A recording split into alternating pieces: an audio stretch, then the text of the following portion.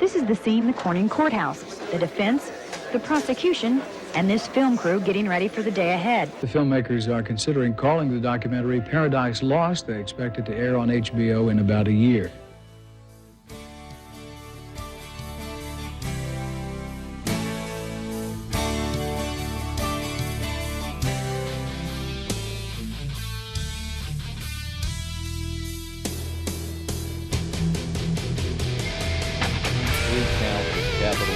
I'm afraid what the police wanted. Look where the evidence does point. The West Memphis cooking. Rumors begin. Look inside there, there's not a soul. Hopefully it's my last case. I just want the truth. Satanic. I want the hatred. And I hate this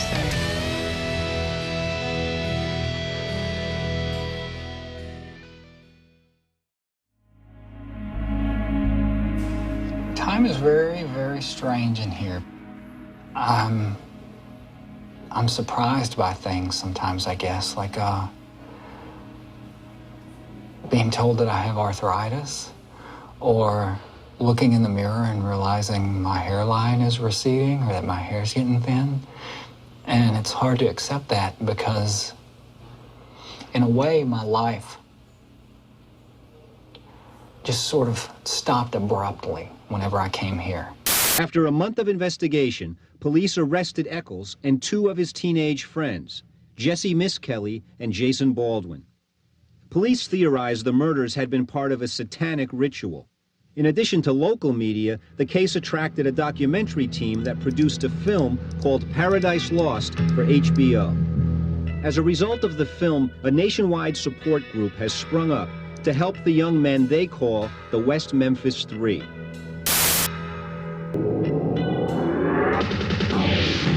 Paradise Lost, the child murders at Robin Hood Hills. This film tells the tale of three teens who wore black, listened to Metallica, and, perhaps as a result, were convicted in the 1993 killing of three young boys. Two filmmakers with incredible access spent almost a year in West Memphis documenting the trial and the town. Everybody in the town and in the courtroom and on the jury are all blinded by their fantasies about satanic cults. The criminal confessions are too many manipulated by the police. I'm going to be wondering if the true killers were actually captured. Kathy Bakken, and I'm from California. Grove Pashley, Grove Pashley, and I'm from Los Angeles. Bill Pritchison, Prichason, New Jersey. My name's Burke Sauls, and I'm an alcoholic. No, I'm Burke Sauls, Burk Sauls, and I'm from Los Angeles, California. I'd like it if you could all tell me why some of you have come from so far. I think I saw Paradise Lost the night it premiered on HBO in August of '96. And it just made me so mad that a modern-day witch trial was being allowed to occur in America. I mean, it's not just the fact that they were making mistakes and getting the wrong people, it looked like, but the fact that people seem to be reaching their decisions, even the jury, because of things like emotions and prejudice and hysteria and their anger. And they weren't using the reason or common sense, or they weren't really even applying the law. And I just think that's the wrong way for things to happen in America. And I couldn't forget about it and just got angrier, and so finally I decided to look into the case. I wrote Damien and read all I could about it, and finally just kind of stumbled upon other people on the internet who felt like I did about it. It just made me cry. It really made me cry because I was thinking, how in the world can they sentence this guy to death with what they have, which is nothing? When I went to work, you know, and they had caught the people that had done this, my boss at work, she just thought it was great, you know. She was like, well, they caught those freaks that killed those kids. What a relief. Yeah, well, I mean, those were exact words. They caught those freaks. And I said, well, you know, they haven't even done the trial yet. What makes you think they did it? And she was like, well, look at them. Look at the way they dress. Of course they did it. I thought, golly, I better stay in the house then, because it's not safe for me out there then. I think that's a real typical scenario people go through. They first join the list is that I watched Paradise Lost. I also wore black t-shirts. I was an alienated teenager. And I think that might be the initial attraction. that brings people in. But I think what's really important and that brings people together to the point where you travel across country to come to Jonesboro, Arkansas on your week of vacation are the more important issues, such as justice, such as a corrupt, incompetent police force and justice system working in a vacuum here in Arkansas when nobody's watching. That's why I'm here. I don't want them to think they can operate in the dark, kind of like a mushroom, and grow. I'd like to say something. Sure. I would love to sit down with some people that I have heard make statements that are in the public eye and actually talk to them and say, this is what really happened that was not shown on the documentary. And I think they'd have a whole different understanding. But all that evidence has been made public. Yes, it has. It may not have shown up in the documentaries or in a particular news report or speech by someone, but it is public record. Most anyone can make the proper contacts and view that information. My understanding is that any citizen of the United States can come down and sit in the West Memphis Police Department and look through most of that evidence. Am I correct? That's what I understand. So there's not a secret bag or pocket of information that the West Memphis Police Department or the prosecutors have that convinces them that the West Memphis Three are guilty, but that the rest of the public can't know. Right. There's no secret in there whatsoever. It's just, as I mentioned before, it's the perception people received from media and HBO. Hello? This is the MCI operator. I have a collect call from Damien, who is in an Arkansas correctional facility. So there's like about 15 people saying hello right now. Hello, Damien. It's a conspiracy. Hello, bro. Everybody's saying hello now. Hi, hello, hello, hi. How many of them is it on there now? 25. I just put in the call for questions on the discussion group. Okay. Okay. Beastie wants to know, I teach at a university and tell my students about your case. What would you most like them to know about you? That I am neither a freak nor a monster. That I was basically a victim of circumstance. That anyone could have end up in the same situation that I'm in. Do you ever does the reality of being executed ever bother you? Like, do you ever think that's going to happen? I guess, yeah, it bothers me sometimes.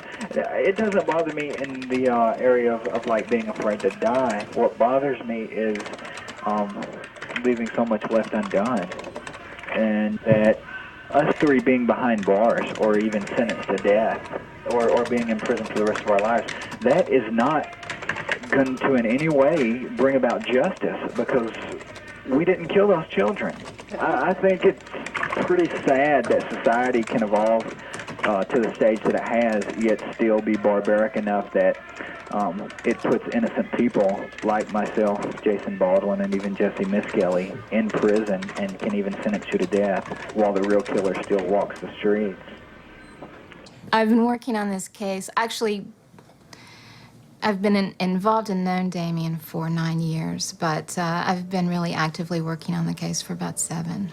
I am in love and very loved by a woman, Lori, who lived in Brooklyn, New York at the time that Paradise Lost came out, and it had a very powerful impact on her. I had to sort of think about things overnight, and I woke up the next morning just knowing those kids, they didn't do it, and then it just plagued me. She couldn't stop thinking about it, so she started to write to me, and I responded to the letters. In the course of writing to Damien, I think that's when we fell in love with each other. It was because initially, I think we fell in love with each other's minds because he didn't even know what I looked like, or it was just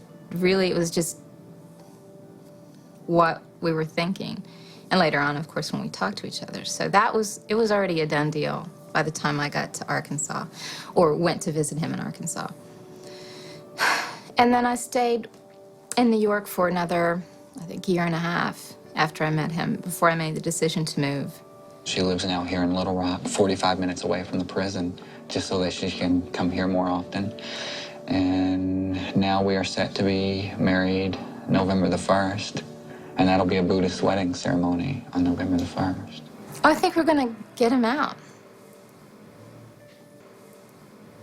I think it's going to, I think things are happening much quicker, but I think we're going to get him out.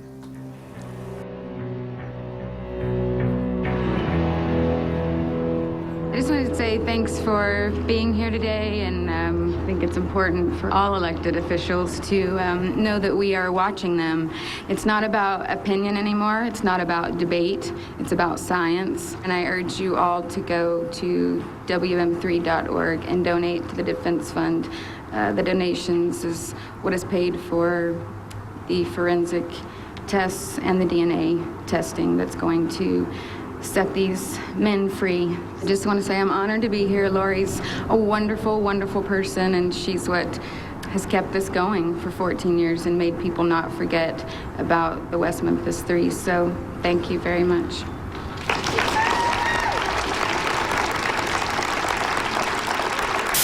Questions about whether justice was served has loomed in this case since the verdicts. The HBO documentary Paradise Lost gave the case worldwide attention. Since the films, thousands are questioning the convictions. 16 years ago, I believe, I saw the documentary Paradise Lost that was on HBO.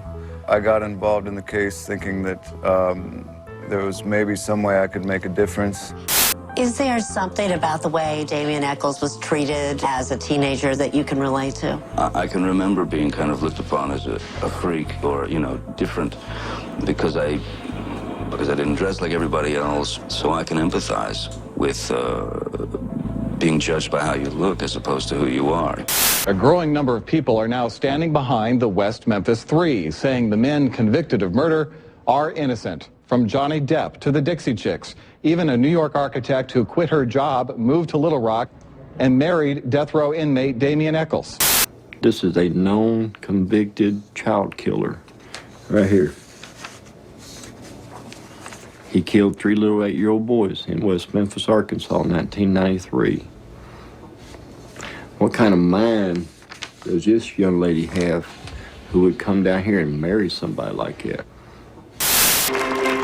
Well, Kelly's court is back in session. On the docket today, meet Terry Hobbs. This man sued the Dixie Chicks for defamation.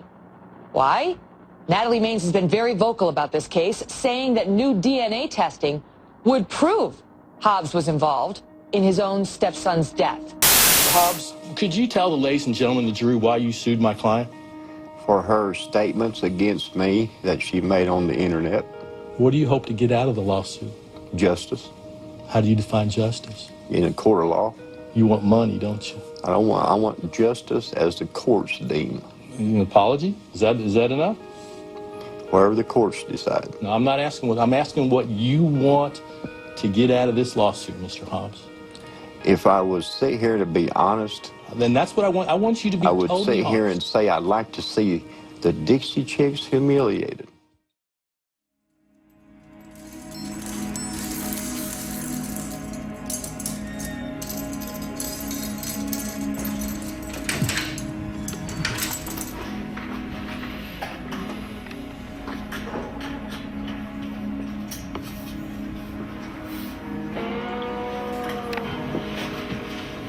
How you doing?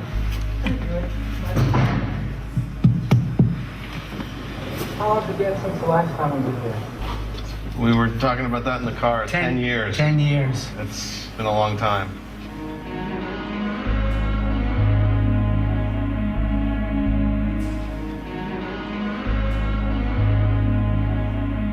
I really do believe these people would have gotten away with murdering me if it would not have been for what you guys did, for being there in the very beginning and getting this whole thing on tape so that the rest of the world sees what was happening. If not for that, these people would have murdered me, swept this under the rug, and I wouldn't be anything but a memory right now.